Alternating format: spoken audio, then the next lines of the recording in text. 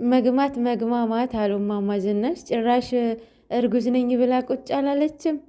የዛሬ 6 ወር ቡታጀራ መተ ነበረ ደብሩክ እኔ ላጽናናክ መተ ነበረ። የዛኔ ስተሰርተናል ልጁ ያንተ ነው አርግዥ ያለኝ ብላ እርፍ አለች። እንግዲህ ሴትየዋ ማለት ነው። ሰላም ሰላም፣ ጤና ይስጥልኝ ውድ የኔ ቤተሰቦች፣ እንደምን ዋላችሁ እንደምን አመሻችሁልኝ? እግዚአብሔር ይመስገን ሰላማችሁ ይብዛልኝ። እንግዲህ ቪዲዮን እንዳያችሁት የተጠበቀው ሌላ የተለቀቀው ሌላ ማለት ነው። ቦስ ወንድማችን በሱ ቤት ለማስታረቅ ወይም ለማስተካከል መጥቶ ነበረ፣ ግን ደግሞ አልተሳካለትም። እሱ ጭራሽ አሁን አስተካክሎ ነገ ጠዋት ወደ አዲስ አበባቸው ለመመለስ አስበው ነበረ ማለት ነው። ያልታሰበ ሆነ ማለት ነው። አጅሪት እርጉዝ ነኝ እያለች ነው። በነገራችን ላይ ይሄንን ያው ኮሜንት ነው። በስመ አብ በጣም መጋጋታ ነበረ። እርጉዝ ነች እርጉዝ ነች እርጉዝ ነች እየተባለች ነበረ። እናንተ ናችሁ አይዲያ እየሰጣችኋት ያለው ማለት ነው። በመጀመሪያ ደረጃ ቅመምዬ የኔ እናት የኔ ቆንጆ፣ ያው ካራክተሩም ቢሆንም ድንጋይ ቢያገኛት የእውነት በጣም ነው ያስደነገጠችኝ የኔ እናት ማለት ነው። ቤኪ በረከት ተብዬው ማለት ነው። ሌላ ጊዜ እኮ ከ40 ደቂቃ ከ50 ደቂቃ በላይ ነው የሚለቀቀው። ጭራሽ የዛሬው 29 ምናምን ደቂቃ ነው እና በጣም ልብ አንጠልጣይ ቦታ ነው እየተቋረጠው ይመስለኛል። ሆስፒታል ከሆነ እንደ ሌሎቹ አይደለም። እኛ ጋር ማለት ቪዲዮ መቅረጽ ይቅርና ህመምተኛ ለመጠየቅ ራሱ ከ2 ሰው ከ3 ሰው በላይ አይገባም ውስጥ ማለት ነው። እና ለዛ ይመስለኛል ሜቢ ማለት ነው የግል ከገቡ አይዶን ነው እሱ ነገ የምናይ ይሆናል ማለት ነው። እና እግዚአብሔር ጠብቅሽ የኔ ቆንጆ ቅመምዬ ማለት ነው። ልጅቷ አሁን የነሱ ህይወት ለማበላሸት ለማለት ካልሆነ በስተቀር ብቻ ያው የተሰጣት ገጸ ባህሪ ነው እየተጫወተችው ያለው። ግን ደግሞ ያናድዳል። በጣም የሚያስጠላ ንግግሯ፣ ካራክተሯ በጣም ይደብራል በእውነት። አሁን የዛሬ 6 ወር በፊት መተት ተገናኝተን ነበረ እና የእናቱ ቤት ላይ መጣ ነው እንዴ ደብረው መጣ። እናቱ ቤት መጣ። በሰፈሩ ነው አገሩ ነው ላይ መጣ ነው እንዴ ወይ ፈተና። እና የዛኔ በአጋጣሚ ነው የተገናኘ ነው ብያለ ነው። በአጋጣሚ ነው የተገናኘው እና ምን ተጠበሰ ምን ይጠበስ እያለ ነው።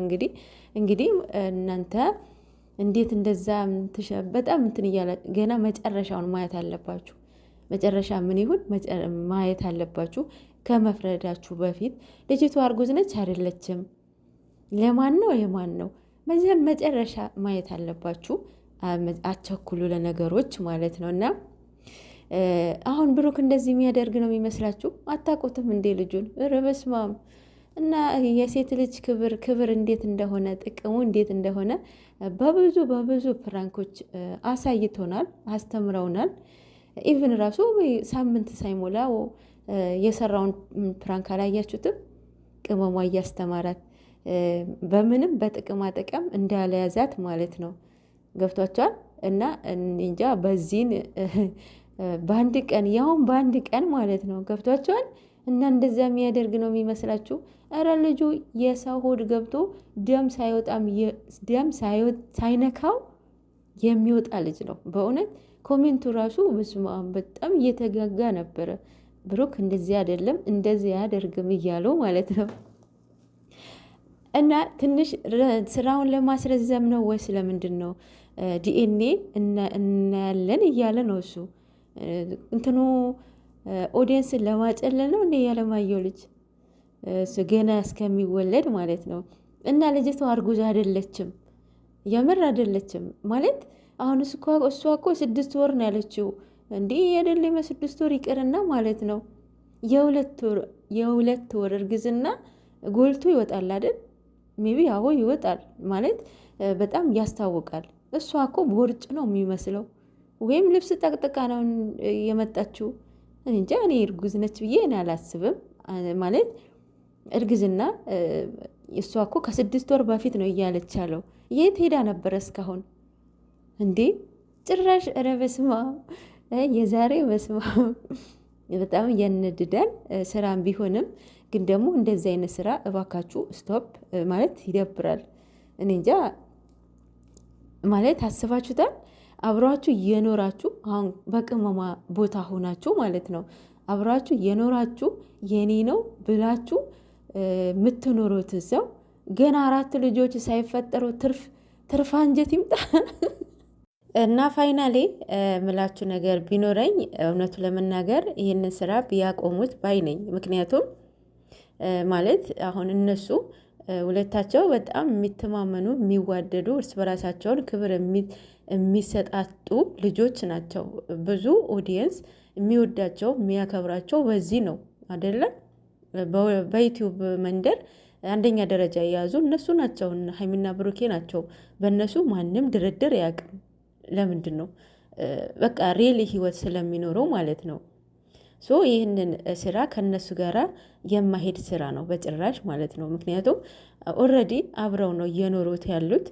አንድ የየራሳቸውን ክላስ ቢኖራቸውም ግን ደግሞ አብረው ነው እየኖሩ ያሉት። ቤት አሙቀዋል፣ እቃ ሁሉም ነገር አሟልተዋል።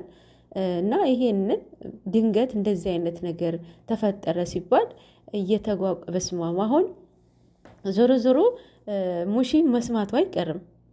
እሷ እንዳትሰማ በዛ ላይ አጠገቧ ሆና እንዲህ አስባችሁታል?